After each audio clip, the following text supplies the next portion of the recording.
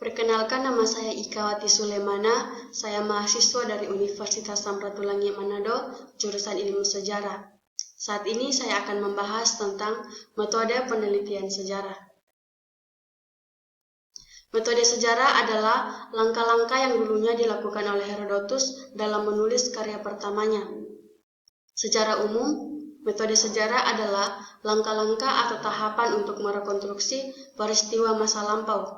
Menurut seorang ahli yang bernama Getshall, metode sejarah adalah proses menguji, menganalisis secara kritis rekaman dan peninggalan atau sumber sejarah dari masa lampau. Lebih lanjut mengenai metode sejarah, terdapat 4 tahapan yang harus dilewati dalam mengkaji dan mengumpulkan data.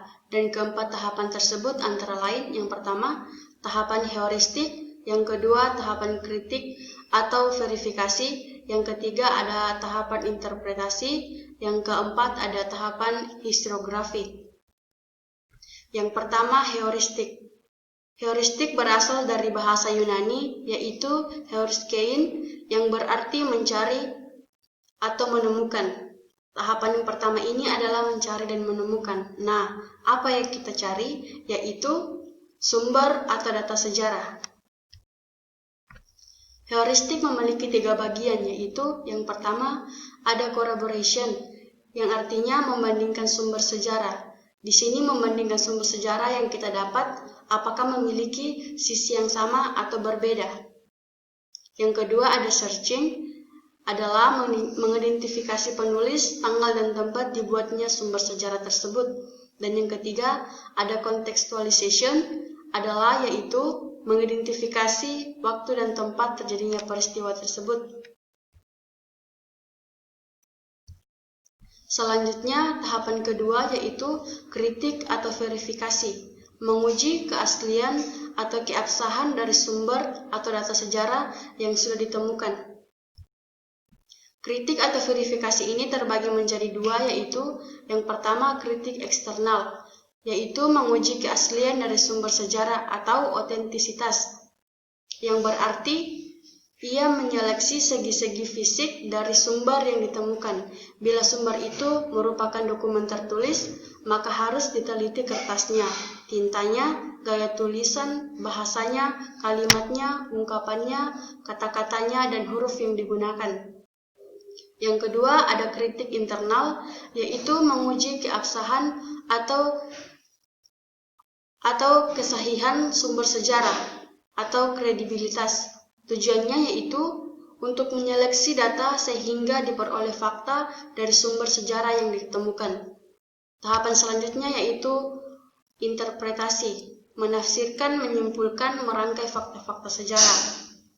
Interpretasi adalah menafsirkan fakta sejarah dan merangkai fakta tersebut menjadi satu kesatuan yang harmonis dan masuk akal atau memberikan pandangan terhadap peristiwa tersebut.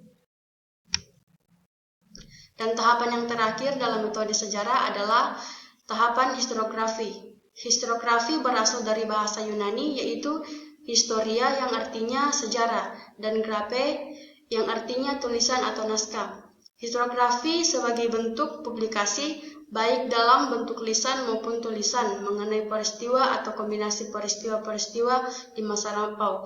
Itu menurut seorang ahli yang bernama Lewis Getshall.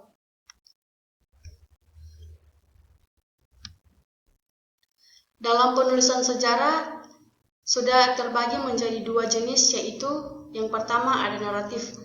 Naratif adalah penulisan sejarah tentang peristiwa dalam suatu waktu tertentu, dan yang kedua ada struktural. Struktural di sini yaitu penulisan tentang perubahan, contohnya perubahan yang terjadi di masyarakat atau sosial. Dalam perjalanannya, historiografi dibagi menjadi 3 macam, antara lain yang pertama ada historiografi tradisional, yang kedua historiografi kolonial, dan yang ketiga historiografi nasional. Yang pertama, historiografi tradisional adalah penulisan sejarah yang seringkali dilakukan oleh para sastrawan atau penjaga keraton dan bangsawan kerajaan.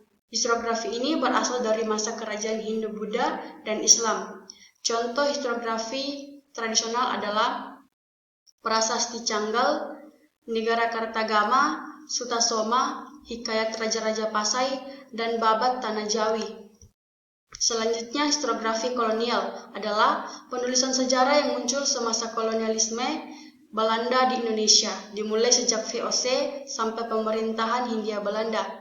Contoh historiografi kolonial antara lain Indonesian Trade and Society, tulisan G.C. Van Lawer, Indonesian Sociological Studies, tulisan Shirky, Indonesian Society, dan tulisan World Day.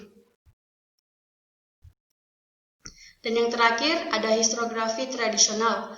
Sejak merdeka pada tahun 1945, penulisan historiografi menjadi Indonesia sentris. Artinya, bangsa Indonesia dan rakyat Indonesia menjadi fokus perhatian. Bangsa Indonesia telah menempuh perjalanan yang panjang.